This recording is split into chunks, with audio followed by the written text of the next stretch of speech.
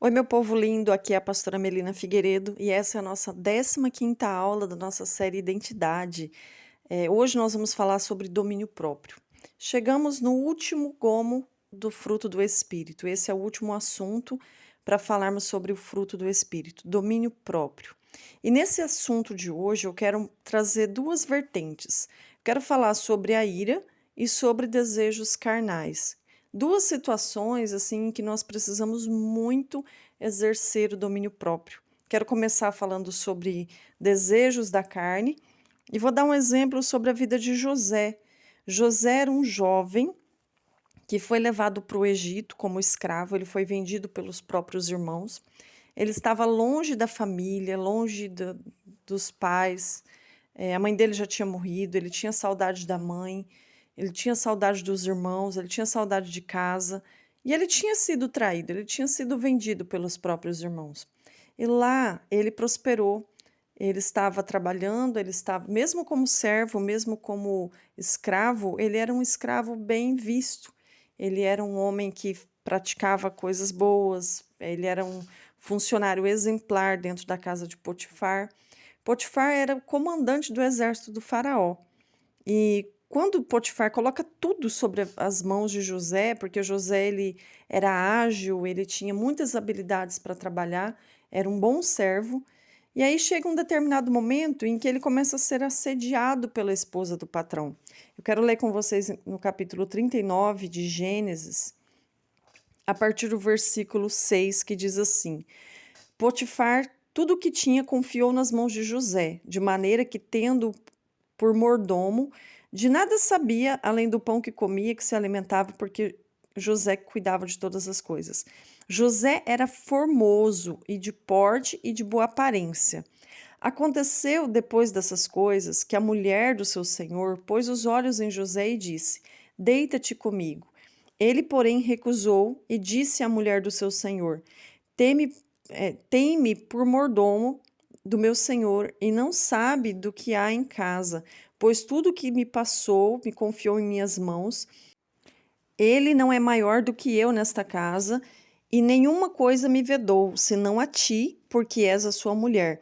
Como, pois, eu cometeria tamanha maldade e pecaria contra Deus, falando ela a José todos os dias e não lhe dando ele ouvidos para se deitar com ela e estar com ela? Sucedeu que certo dia, veio ele à casa para atender os negócios, e ninguém dos servos se achava presente. Então ela pegou ele pelas vestes e disse: Deita-te comigo. Porém, deixando as vestes nas mãos dela, saiu fugindo para fora. Vendo ela que ele fugiu para fora, mas deixando as vestes nas mãos dela, chamou os homens da casa e lhes disse. Ali em diante, ela começa a acusar ele. Então, nós estamos vendo aqui a história de não sei se você já ouviu falar da síndrome da mulher de Potifar. Aquela mulher que se oferece para o homem e ele não quer, aí depois ela sai acusando ele. Em algum momento ela arma uma situação para acusar ele, para denegrir a imagem dele. Ok, mas não é sobre a mulher, é sobre o José que nós vamos falar aqui. O José, ele estava sendo assediado todos os dias pela mulher do patrão dele. Era uma mulher provavelmente bonita, porque eu acredito que, primeiro, para ser esposa do comandante do exército, provavelmente ele não iria se casar com uma mulher feia, né? Era um homem de posses, era um homem que tinha muitas riquezas. Provavelmente ela tinha muitos produtos de beleza, muitas servas para arrumar ela, para arrumar a peruca dela, né? Que os egípcios usavam peruca. Raspavam a cabeça e usavam peruca, porque eles tinham medo de pegar piolho. Mas eu acredito que ela tinha muitas servas para arrumar ela, para maquiagem, roupas bonitas, sandálias, joias. Então ela era uma mulher bem, provavelmente cheirosa e bonita, né? E José, longe de toda a sua família, longe da sua casa, longe do seu pai, mesmo ele estando fora da sua cultura, ele se manteve íntegro diante de Deus. Quando ela fazia as propostas para ele, ele dizia assim: Não, jamais eu vou fazer isso. O meu patrão me confiou tudo aqui. Eu sou até maior que ele, que eu entendo tudo aqui. Eu mando mais do que ele aqui nessa casa. Mas você eu não posso tocar. Ele está acima. Então, jamais eu faria isso com o meu patrão e jamais eu faria isso com Deus. Olha o senso de justiça dentro de José. Agora, quando eu falo sobre domínio próprio, é, você acha que José não sentia em algum momento algum estímulo sexual, alguma atração por aquela mulher? Provavelmente ele tinha, porque ele era um homem, ele vivia em um corpo, ele tinha um corpo onde ele habitava, né? Habitava a alma dele. E o nosso corpo, ele corresponde a estímulos sexuais, tanto por aquilo que nós ouvimos, por aquilo que nós vemos, por aquilo que nós imaginamos. Então, ele procurou sempre se manter concentrado nas suas tarefas, nas suas funções, não dando ouvidos a elas, sempre rejeitando, negando e fugindo. Porque dentro dele ele tinha uma conduta, dentro dele ele sabia que ele não poderia tocar naquela mulher. Provavelmente, em algum momento, houve uma certa atração da parte dele em algum momento, porque ele estava sendo estimulado, assediado todos os dias. Mas ele usou do domínio próprio. E é interessante que, além dele cuidar dos desejos carnais dele, não se permitir levar por essa atração, ele estava pronto para pagar um preço por aquilo ali. Porque ele pagou um preço, ele foi levado preso. Ela acusou ele, ela ficou com as roupas dele nas mãos dela, começou a gritar, fazer aquele escândalo. E mulher, quando quer fazer escândalo, Deus o livre, né? E ela começou a chamar os servos e acusou ele de assédio. Só que eu imagino que essa mulher lá já não era muito flor que se cheira. Acho que o marido dela conhecia o comportamento dela, sabia da sensualidade, sabia da lábia que ela tinha e não deu muito crédito para ela. Porque se Potifar tivesse a mínima dúvida a respeito da integridade de José, ele teria matado José. Mas Potifar mandou prender. E ele, por aquela acusação de assédio, de tentativa de estupro que ela fez, José poderia ter sido condenado à morte. Já era o suficiente para ele ser condenado.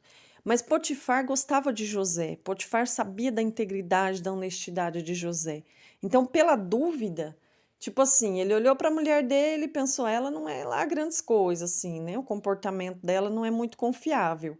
E ele olhou para José e pensou, não, esse menino ele é muito obediente, ele é muito servo, ele é muito honesto, não é possível que ele fez isso. Pegou e mandou prender. Então, voltando aqui sobre José. José, ele pagou um preço alto por cuidar da sexualidade dele, da integridade física, espiritual diante de Deus. E ele simplesmente rejeitou tudo aquilo ali. Coisa que talvez para outro jovem, para qualquer homem no lugar dele, talvez teria falado assim: ah, tô longe da minha família, tô longe do meu Deus, tô longe de tudo, tô aqui como escravo, me lascando, eu vou aproveitar a vida. Então, José ele não pensou dessa forma, porque mesmo ele estando longe de casa, longe da cultura dele, Deus estava com ele, ele tinha temor, porque ele sabia que Deus estava vendo. Aí eu pergunto para vocês que estão aqui, como está a sua vida sexual, a sua vida sentimental? Será que você se atrai por qualquer pessoa e permite isso acontecer? Será que você não se importa com a opinião de Deus a respeito da sua sexualidade? Porque alguns homens e algumas mulheres falam assim, ai, mas foi mais forte do que eu. Não é questão de ser mais forte do que eu, a questão é de que tanto eu me comprometo em manter a minha integridade. É que tanto eu estou à disposição de fazer aquilo que é certo. Porque nenhum pecado, nenhuma tentação pode ser maior que nós. Essa tentação ela só pode ser maior que você se você for pequeno, se você for uma pessoa irresponsável, uma pessoa que não tem o domínio próprio. Então, o domínio próprio é também uma parte do fruto do Espírito. Quando nós não produzimos esse domínio próprio, nos deixamos levar por qualquer coisa, as consequências vêm. Se você for ver a história de José depois, ele foi honrado. Deus tirou ele daquela prisão e levou ele a se tornar o segundo abaixo do faraó na terra do Egito. Ele se tornou até maior do que o patrão dele. Então, depois você pode estudar a história dele lá, você vai ver o quanto ele foi honrado. E se ele tivesse sido reprovado nesse teste, se ele tivesse sido carnal, ele teria morrido, porque mais cedo ou mais tarde ele ia ser pego naquela situação e ele iria morrer por aquilo ali.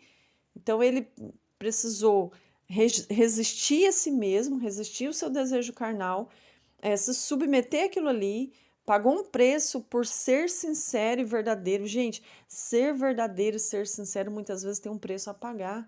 E a gente precisa ter domínio próprio para a gente não permitir que a nossa vida vá para um rumo errado. E quando nós passamos pela prova e nós resistimos através do domínio próprio, esse pedacinho aí ó, do fruto do Espírito que o Espírito Santo nos dá, nós somos honrados depois. Tá? Então, o próximo exemplo, aqui ainda falando sobre domínio próprio, eu quero falar sobre a ira. Sabe aquele momento de raiva, aquele momento assim que alguém te tira do sério, que você tem motivos para ter muita raiva. Eu quero ler com vocês em Efésios capítulo 4, versículo 26 e 27, diz assim: Irai-vos e não pequeis, não se ponha o sol sobre a vossa ira, e nem deis lugar ao diabo. Aí eu vou continuar lendo aqui, que diz assim: aquele que furtava, não furte mais. Antes trabalhe, fazendo com as próprias mãos o que é bom, para que tenha com que acudir ao necessitado.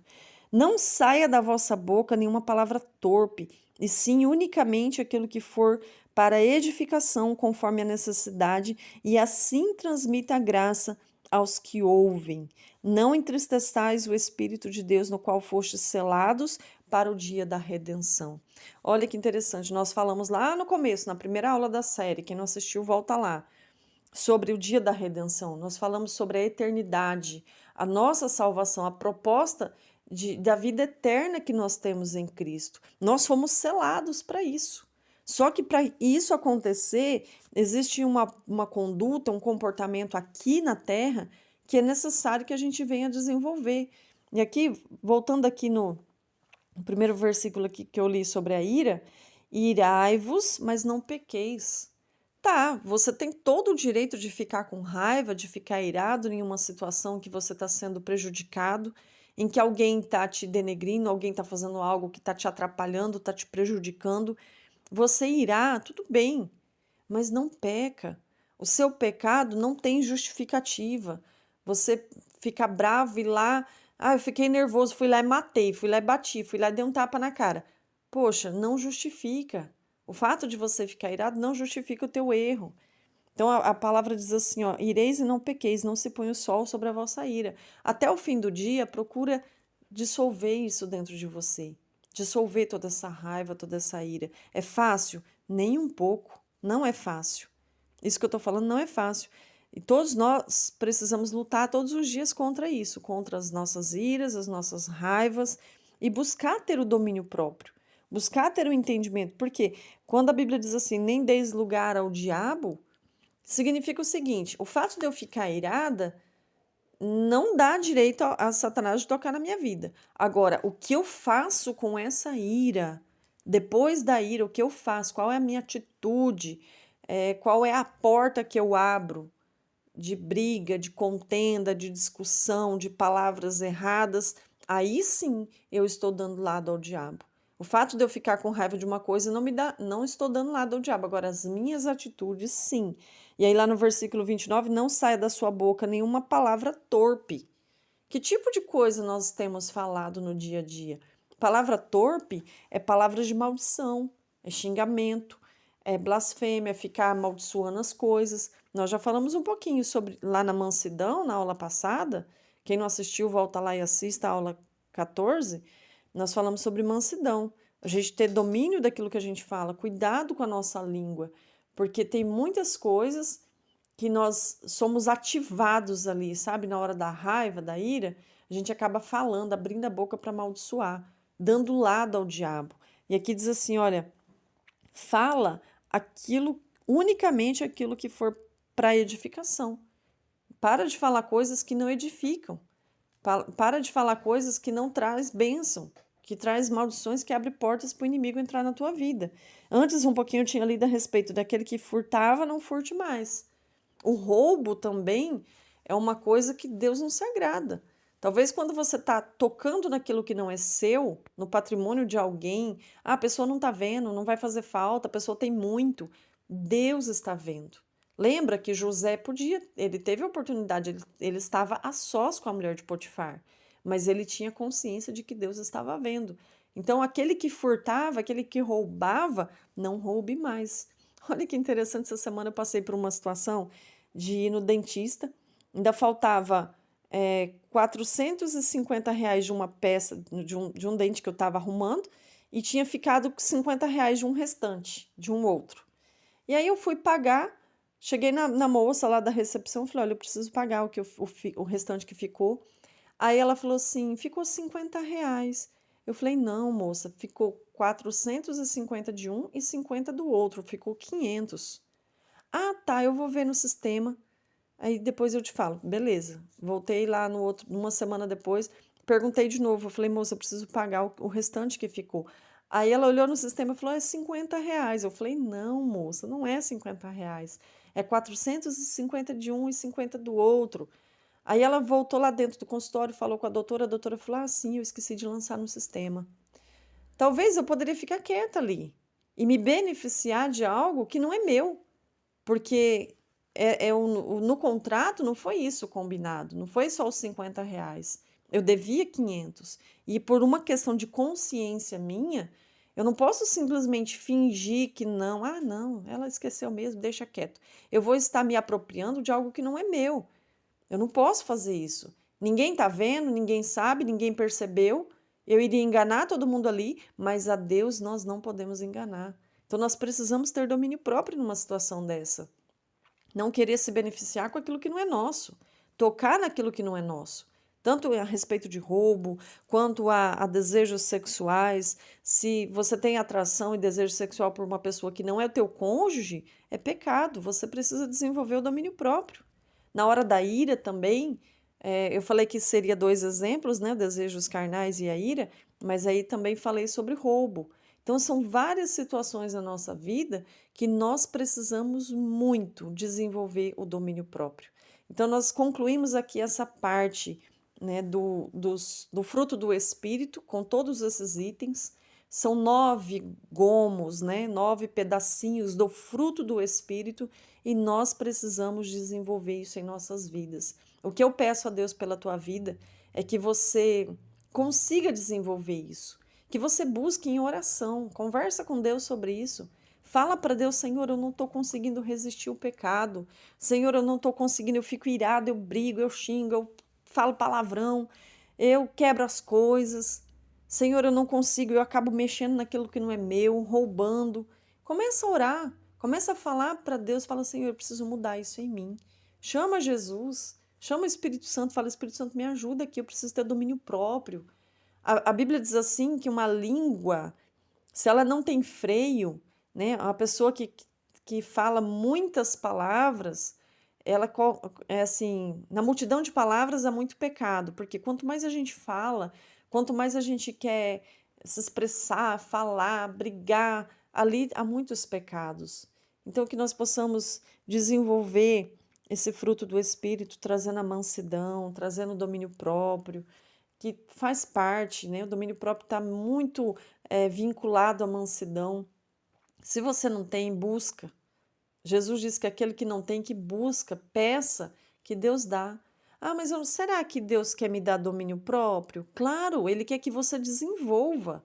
Esse fruto, quem vai produzir é você. Não vai cair do céu um saquinho com domínio próprio em cima da tua cabeça. Você vai ter que desenvolver esse domínio próprio. O Espírito Santo ele vai te ajudar. Ele vai acender aquela luzinha de alerta sempre que for necessário e falar para você assim: olha, domínio próprio. Eu falo muito isso para mim. Já aconteceu de eu parar e falar: opa, Melina, calma, domínio próprio. Então a gente vai desenvolvendo. Nenhum fruto nasce de um dia para o outro. O fruto sai ali, desabrocha aquela primeira florzinha ali, né? Primeiro é a flor, aí aos poucos vai se desenvolvendo, desenvolvendo, e ali, quando você vê, o fruto está formado. Então começa a desenvolver em você esse fruto do Espírito Santo, tá? Que Deus te abençoe, que você consiga produzir tudo isso na sua vida. Você pode ter certeza que tudo isso vai trazer uma paz muito grande para você uma mudança, um sucesso na sua vida, porque fará toda a diferença. A pessoa que tem o fruto do Espírito, que tem domínio próprio, ela é uma pessoa diferenciada. E nós estamos falando sobre sermos imitadores de Cristo.